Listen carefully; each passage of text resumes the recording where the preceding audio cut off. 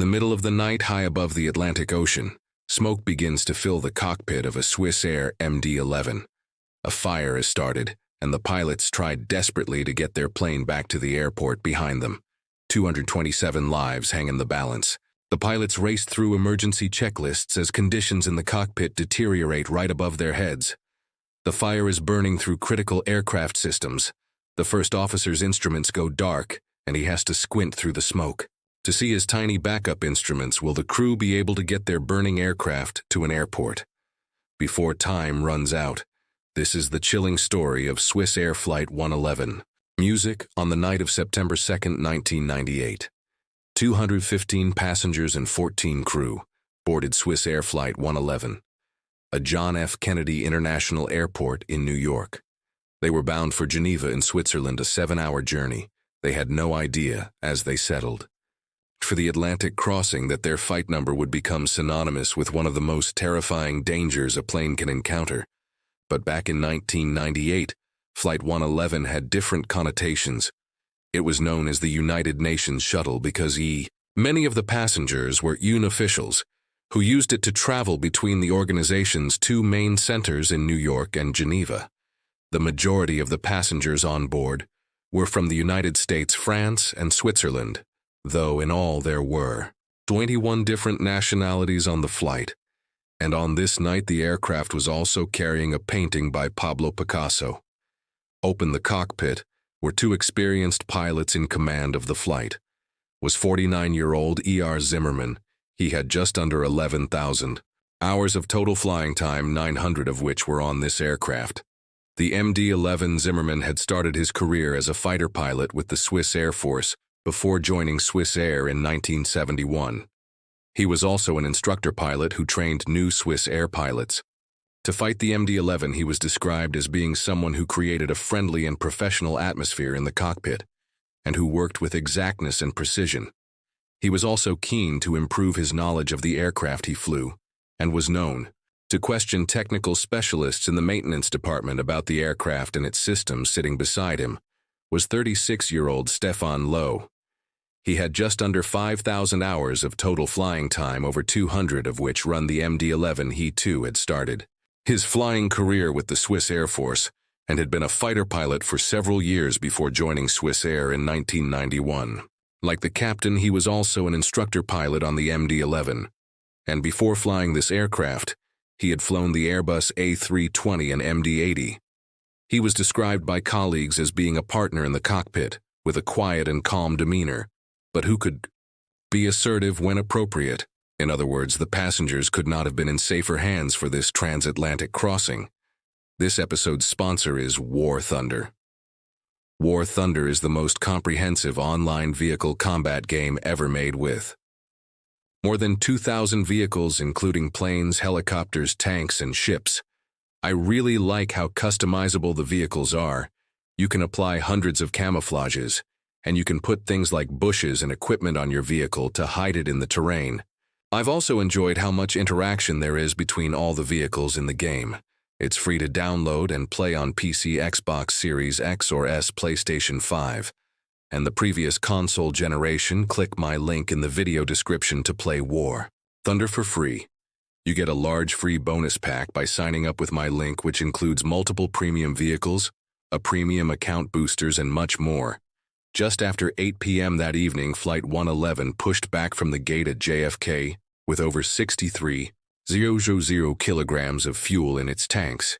This aircraft was a 7-year-old McDonnell Douglas MD-11. The MD-11 was a relatively new aircraft in 1998, having been released only 8 years previously.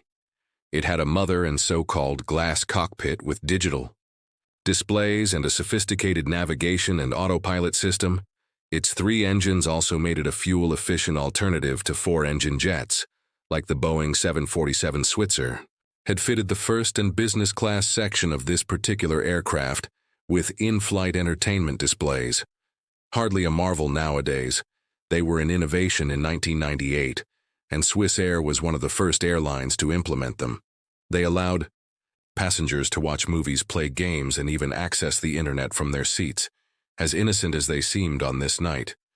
These additions to the aircraft would end up putting the lives of everyone on board in grave danger shortly after past 8 that evening. First Officer Lowe lined the massive aircraft up with the runway at JFK and pushed the engines to take off thrust on takeoff. The aircraft performed normally. There were thunderstorms along the route, so the pilots steered. The aircraft left and right to avoid these as they climbed up to their cruising altitude of 33,000 feet. About 45 minutes later, at just before 9 p.m. that night, the captain contacted Moncton Air Traffic Control in Canada and informed the controller that he was level at 33,000 feet. They were well and truly on their way. Now in less than 6 hours they would be back on the ground in Geneva. In the cabin, the 215 passengers tried to get some rest. Like the pilots, many of them had not been in New York for long enough to adjust to the time difference, and so it was effectively 3 o'clock in the morning for them. But within minutes of reaching their cruising altitude, the first officer noticed an unusual smell in the cockpit. He pointed this out to the captain, who agreed that something did smell out. This was the first sign to the pilots, and something was amiss. Shortly afterwards, the captain saw wisps of smoke coming from the ceiling behind the first officer and pointed it out. To him, it's not unusual for the air conditioning system to produce vapor on a plane. You may have seen this before as a passenger, so at first the pilots weren't too concerned. In fact, the smoke was coming from a gap right beside the air conditioning vent in the cockpit. Nonetheless, just to be sure, the first officer handed control of the plane back to the captain and got up from his seat to investigate. He had looked around the area, but by this point the smoke had disappeared. The captain called a flight attendant up to the cockpit and asked if she could smell anything odd, and whether there had been any smoke in the cabin. She said that she could smell something in the cockpit, but that there was no smell in the cabin and no sign of smoke. The flight attendant then returned to the passenger cabin, and the pilots settled back into their seats. They had no idea that they were in mortal danger right above their heads in the space between the cockpit ceiling and the skin of the aircraft. A fire had started the culprit.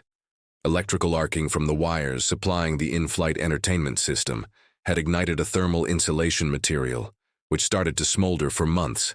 Swissair had been aware of overheating problems with the in-flight entertainment system. In fact, some airlines had even decided not to install it in their aircraft because of how much power it drew. We're now about to see the consequences of Swissair's decision to install this system. The pilots were falsely reassured that the smoke was likely from the air conditioning system, but just to check, they brought up the air page and the system display in the center of the cockpit. This showed them the status of the air conditioning and ventilation systems. They found nothing out of the ordinary here, nothing to give them a clue as to the source of the smoke they had seen. This came as a relief. Whatever they saw and smelled was likely nothing more than an air conditioning anomaly, and one that wasn't even significant enough to show signs of its existence on their instrumentation. At this point, things returned to normal in the cockpit.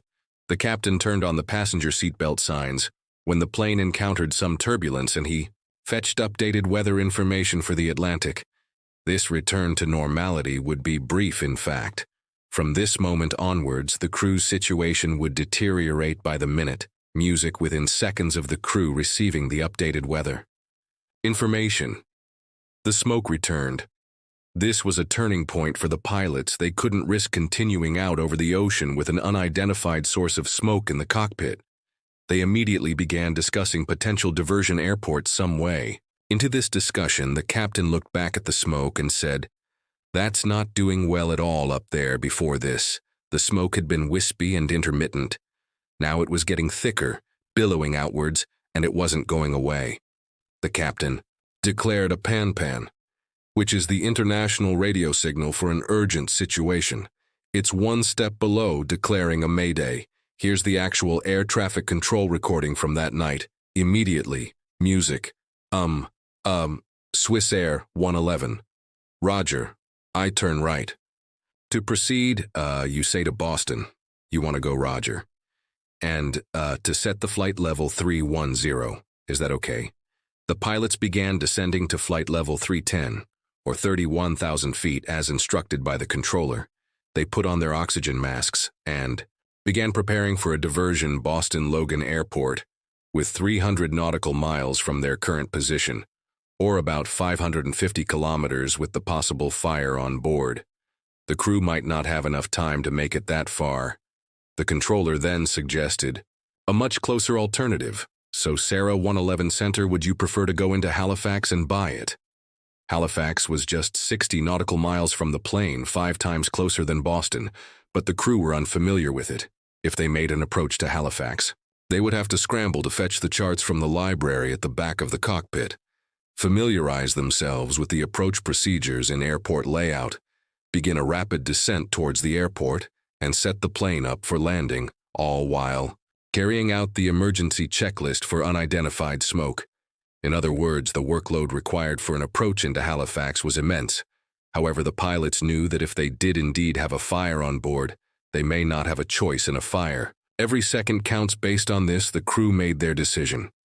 They were going to attempt to land at Halifax, so Sarah, the first officer, put an altitude of 29,000 feet into the autopilot, and the pilots began preparations to land at Halifax. The atmosphere in the cockpit was calm, but focused. A rapid diversion like this would be demanding, even if it wasn't being carried out in the potential presence of a deadly fire. Aware that the crew of Flight 111 would be extremely busy preparing their aircraft for an immediate landing, the pilots of a nearby British Airways aircraft offered to help them out by providing the weather at Halifax. Applause. 15 miles, scattered at 2017 plus 12, 2 minor 80. Maybe we copied music. This saved the pilots from having to manually fetch the weather and bought them precious time to carry out their checklists. The controller then cleared them down to 10,000 feet. 111, you're clear to 10,000 feet. Altimeter is 29 or 80 as part of standard procedure for any aircraft in an urgent situation. The controller asked the pilots for the amount of fuel they had on board and the number of passengers, but the crew were too busy to check this information. They had to triage what was essential for them to get done, and what could wait right now.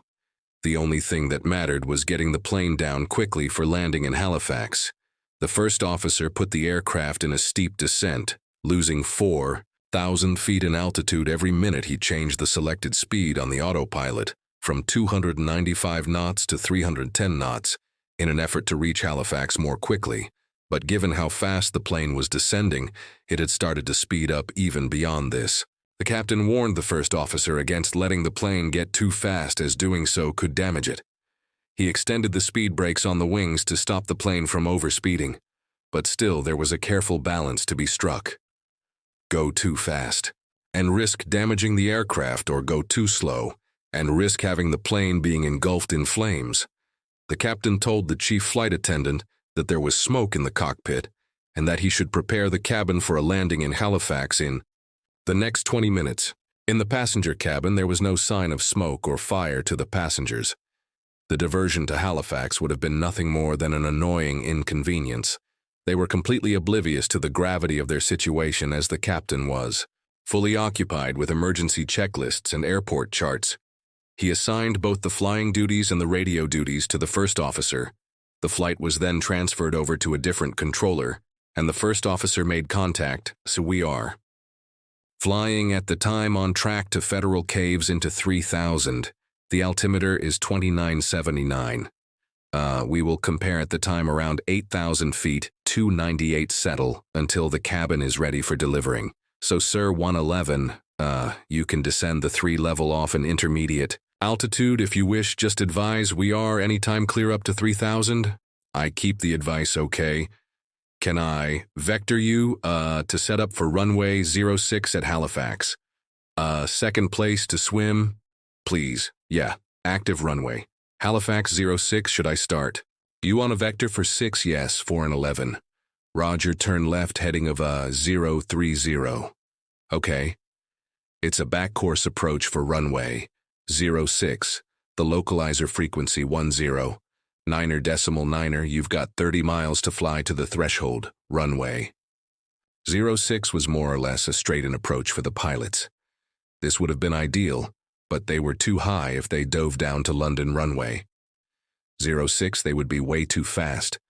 The first officer informed the controller of this and asked, him to repeat the frequency of the instrument landing system. With their 111 Roger can turn left. Hitting 36 or elusive altitude, the frequency is 10. Niner decimal niner for the localizer. It's a back-course approach, ES they would use. What's known as a back-beam approach to navigate to the runway accurately, as it was too cloudy to see the runway at the windscreen. Meanwhile, the captain had called a flight attendant to the cockpit to get in the approach charge for Halifax. She handed him the big crew bag containing charts for hundreds of airports around the world, and the captain began routing through it in search of the charts for Halifax. This turn to the north would give the crew some more time to descend and to set the aircraft up for landing. But even there was a big problem. They had barely taken off from New York an hour ago, so their aircraft was still full of fuel. If they landed while this heavy, they may not be able to stop the aircraft before the end of the runway. They would have to dump fuel to get the plane down to a safe landing. Wait. The pilots began discussing where it would be best to dump the fuel. They would have to dump it over the ocean. But at the same time, they wanted to stay close to the airport in case their situation got worse. Their discussions were interrupted by air traffic control. Swiss Air 111. When you have time, could I have the number of schools on board and your fuel on board, please, for emergency services? Okay, I'm gonna take you. Are you able to take a turn back to the south, or do you want to stay closer to the airport? The first officer told the captain that the controller wanted the fuel dom to take place to the south of the airport. This would take them further away from the airport. However, the captain now had a tough decision to make. If he opted to skip the fuel dump land, now he would risk overshooting the runway on landing, possibly injuring or even killing passengers. However, if he turned to the south and began dumping fuel, and the situation in the cockpit deteriorated, it would be much harder to make it back to Halifax in time. The captain weighed up his options. He had a potential fire on board, but there was no smoke in the cabin, and the smoke in the cockpit wasn't that bad. His aircraft was overweight, and he still had dozens of checklist items to get through just to get the aircraft set up for landing. He didn't want the plane to burn up before get to the airport, sure, but he also didn't want to land an unfamiliar airport overweight and underprepared. The best option, he figured, was to dump the fuel. This would achieve two aims. It were given the time to set the plane up for landing, and it will get the plane light enough so that landing would be safe. The first officer agreed and contacted air traffic control. Applause. 111. Roger turned to the left, heading of 200 degrees, and advise me when you're ready to dump. It'll be about 10 miles before you're off the coast. You're still within about 25 miles of the airport. Applause. Okay, maintain 10,000. I'll advise you when you're over water. It'll be very shortly, Director. This gave the controller the impression that the crew's situation was not an emergency. If they could afford to spend time away from the airport dumping fuel, they must have the situation under control. The truth was that neither he nor the pilots knew how dire the situation really was. In the compartment above the cockpit, the fire had begun to spread and intensify. Temperatures were reaching as high as 600 degrees Celsius, and time was running out. The first officer accidentally transmitted to air traffic control when he asked the captain what checklist he was going through. Smoke. Switzer 111 say again, please, sorry about. Okay, this is a copy of the checklist. The captain was working through the emergency checklist for air conditioning smoke when the captain got to the bottom of it and the smoke had still not disappeared. He started the next more serious checklist, the smoke or fumes of unknown origin checklist. This called for him to turn off the cabin bus, which supplied electrical power to the cabin. The purpose of this was to stop, or at least to isolate any sources of ignition. When the captain turned this off, the passenger cabin was plunged into darkness, except for one aspect of it in the business class section.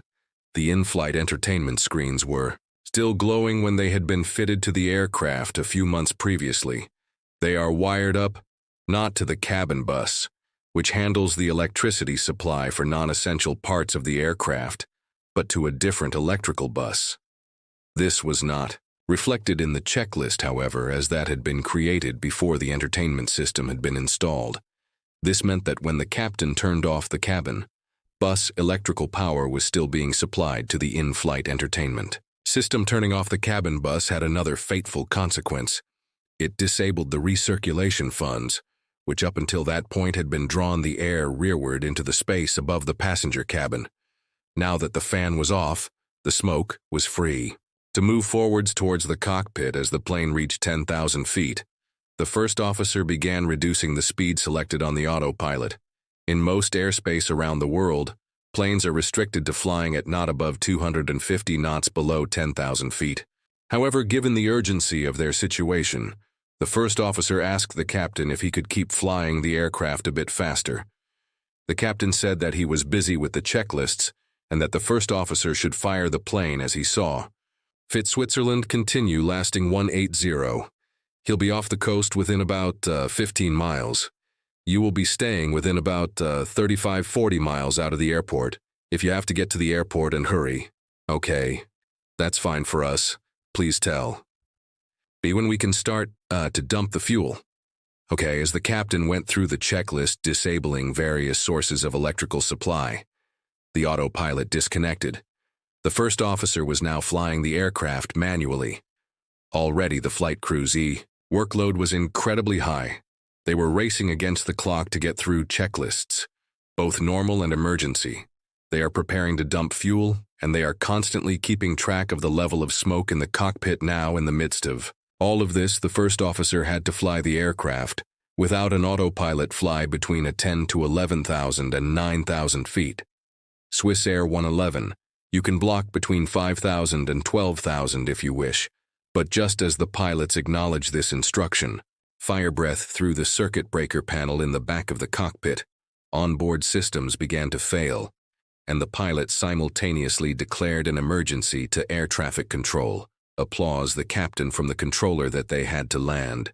Immediately, the restarting them. Now we have to land immediately, but in an incredible stroke of bad luck. The controller missed this part of the transmission rather than directing the pilots back to the airport.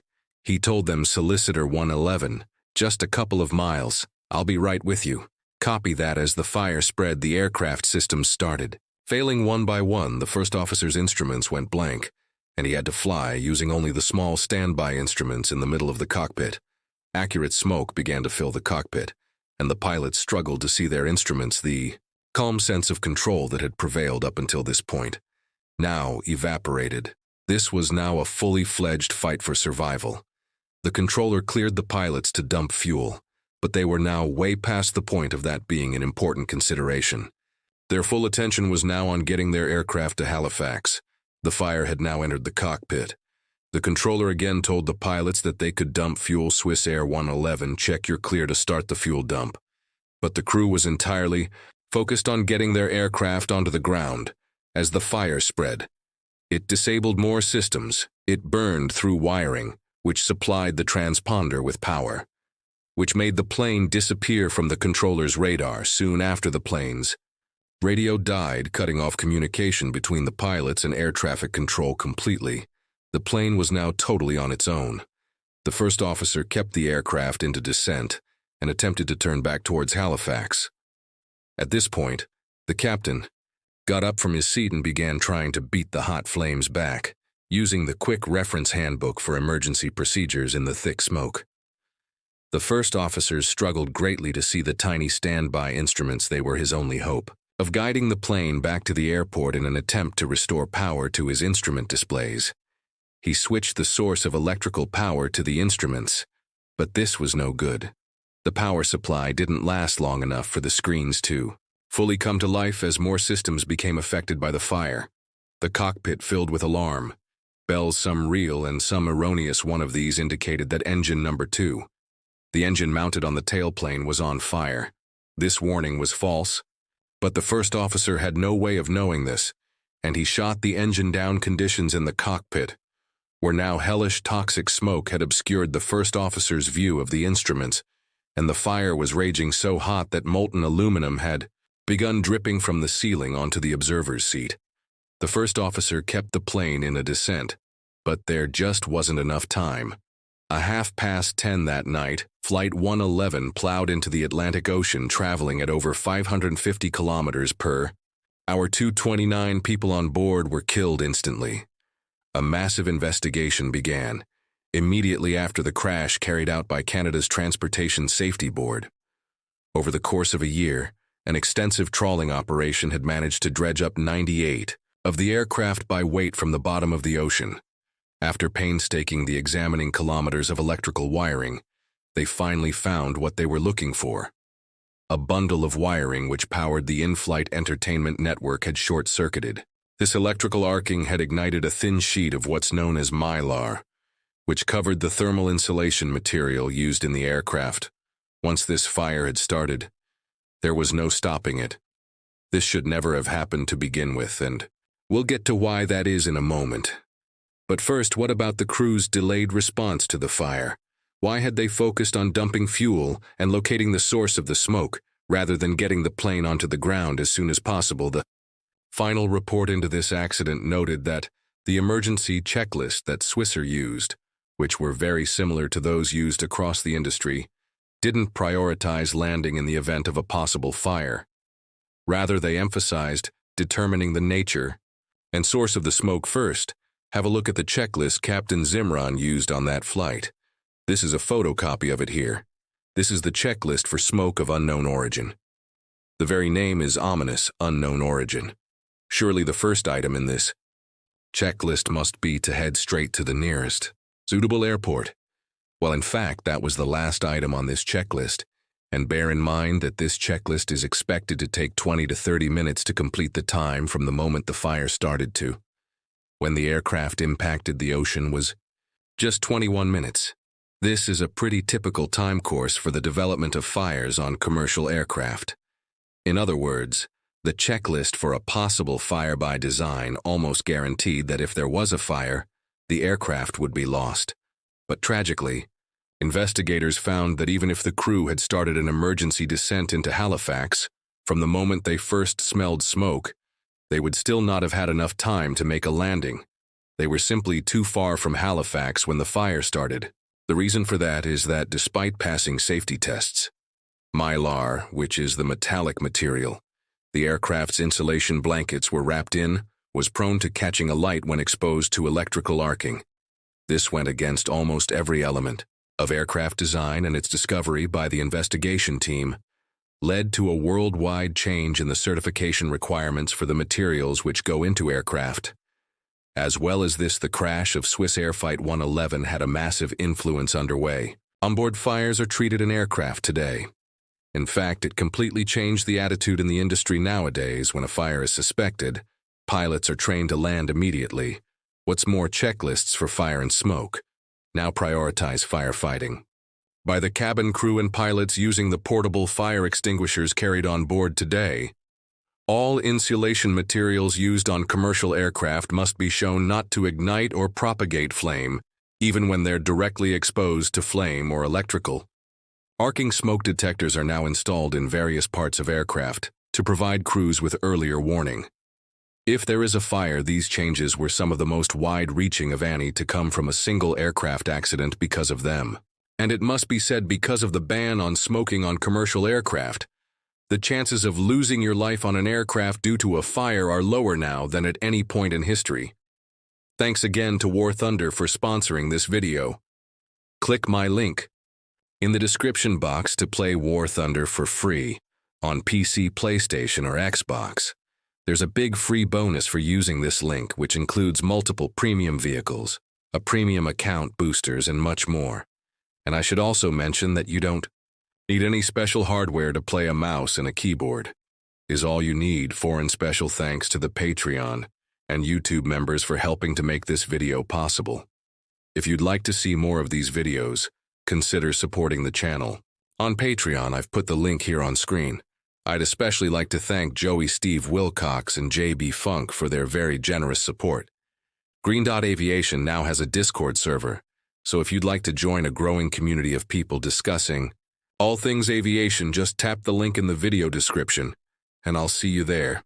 Thanks again for watching, and I'll see you soon for the next episode.